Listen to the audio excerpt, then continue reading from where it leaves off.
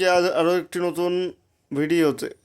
তো আজকে আমরা কিন্তু ধীরে ধীরে সমগ্র বিশ্ববাসী তৃতীয় বিশ্বের যারা মানুষ, অর্থাৎ তৃতীয় বিশ্ব বলতে দ্বিতীয় বিশ্বযুদ্ধের পর স্বাধীন হওয়া দেশগুলি, তারা সকলেই কিন্তু একটা ভয়ানক বিপদের সম্মুখীন হয়েছি এবং হচ্ছি। আমরা কেউ বুঝতে পারছি, কেউ বুঝতে পারছি না।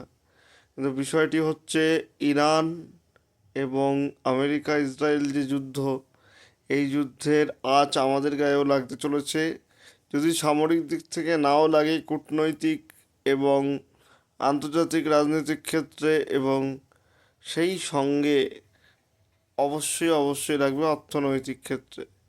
যাই হোক, তবে এই যে ইরানের প্রতি এই যে পদক্ষেপ আমেরিকা এবং ইসরায়েলের, এই পদক্ষেপ কেন এবং কী কারণে, বিশেষত মার্কিন সাম্রাজ্যবাদের আগ্রাসন এটিকে অনেকে বলছেন, কিন্তু আসলে প্রতিটি মহাশক্তি চায় নিজের কর্তৃত্ব অক্ষুণ্ণ রাখতে। ইরান বারবার জাতিসংঘের নিষেধাজ্ঞা সত্ত্বেও তারা কিন্তু পরমাণু পরীক্ষা চালিয়ে গেছে, এবং পরমাণু পরীক্ষার সাথে সাথে তারা তাদের সামরিক অস্ত্রের ভাণ্ডারকেও বৃদ্ধি করেছে, যা সুযোগ করে দিয়েছে আমেরিকার মতো সাম্রাজ্যবাদী শক্তির কাছে হামলা করার। এই হামলা বা এই আক্রমণ শুধুমাত্র ইরানকে শায়েস্তা করবার জন্য নয়। আমেরিকা যুক্তরাষ্ট্রের বক্তব্য হচ্ছে বিশ্বশান্তি এবং বিশ্বের যুদ্ধের সম্ভাবনাগুলোকে হ্রাস করবার জন্যই এই হামলা করা হয়েছে।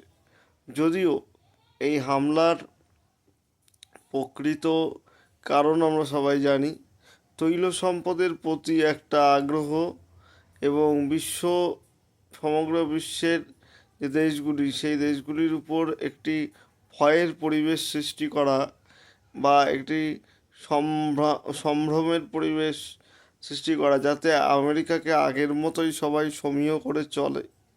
সেইটাও কিন্তু এই যে যুদ্ধের প্রধান উদ্দেশ্য। ইতিমধ্যে আমি যখন এই ভিডিওটি বানাচ্ছি ততক্ষণে মানে খবর অনুযায়ী ইরানের সর্বোচ্চ ধর্মীয় গুরু আয়াতুল্লাহ খোমেনি মৃত্যুবরণ করেছেন এবং যুদ্ধ পুরোদমে চলছে।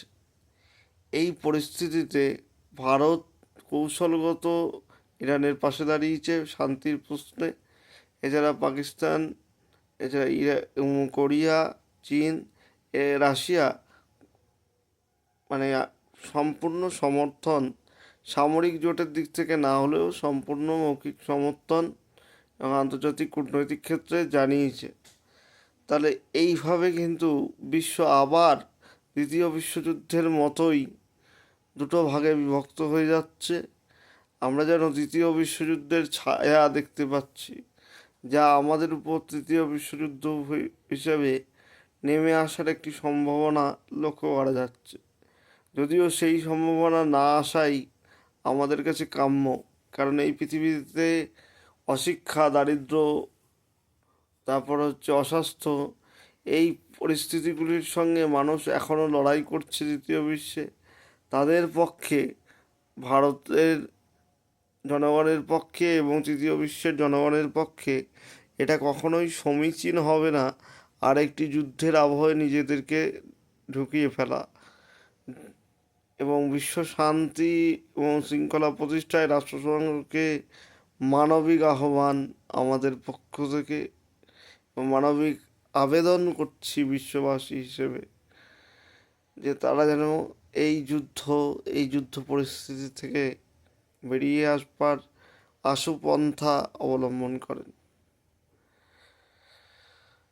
ইরান ও আমেরিকা, ইসরায়েল প্রতিটি রাষ্ট্রই এই পরমাণু যুদ্ধের যে ভয়াবহতা, সেই ভয়াবহতা সম্বন্ধে ভালো মতোই অবগত।